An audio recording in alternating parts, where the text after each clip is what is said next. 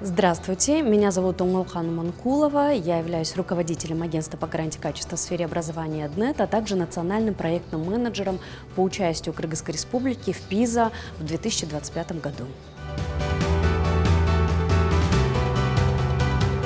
Сегодняшнее мероприятие однозначно было очень полезным. Особенно понравилось мини-исследование, его результаты, которые были озвучены. И вот все, с чем мы сталкиваемся на протяжении нашей работы, как в агентстве ЭДНЕТ, так и по вопросам ПИЗа, я вижу, что это исследование, оно подтверждает, да, те стигмы, которые существуют у нас в обществе, сложности, которые приходится преодолевать для развития STEM-направления для девочек. Да. И особенную полезность этого мероприятия я вижу в контексте участия страны в международном исследовании ПИЗа, которое будет проведено в 2025 году. Почему? Потому что именно в рамках этого исследования у нас как раз-таки будут оцениваться уровень достижений 15-летних учащихся по STEM-направлению и по IT-грамотности.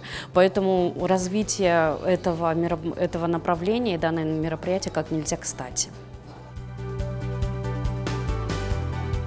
Ну, знаете, да, основной инсайт, он, наверное, еще больше просто у меня закрепился, что данное направление и вообще работать со стереотипами нужно вот в семье. И каждый из нас, он должен начинать с себя. Если каждый из нас может хоть кому-то дать другую информацию, это должно происходить не насильственно, не так, что убеждать и доказывать свою точку зрения. Нет, это должно происходить именно мягкой силой, а именно предоставлением больше информации о том, какие возможности есть для девочек, да, в STEM-направлениях. Допустим, у меня был кейс буквально недавно, абитуриентка, которая хочет в этом году поступать на математику, очень интересуется математикой, но боится этого делать, потому что не видит других карьерных возможностей, кроме как стать учителем математики. Но после того я не стала ее переубеждать, я просто переслала ей информацию, статью, где было написано, как сегодня во всем мире хедхантят крутых математиков,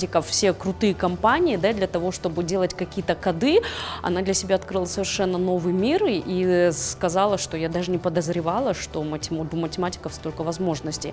То есть и вот это мероприятие, оно еще раз подтвердило, что каждому из нас нужно работать на своем хотя бы уровне, как минимум, для того, чтобы мягким путем, не доказывая чью-то правоту или неправоту, а просто расширяя горизонт зрения и расширяя информационную доступность о том, что такое STEM и почему девочки могут там быть, не нарушая свои личные границы в плане создания семьи, в плане становления как женщины, мать или жена в нашем обществе.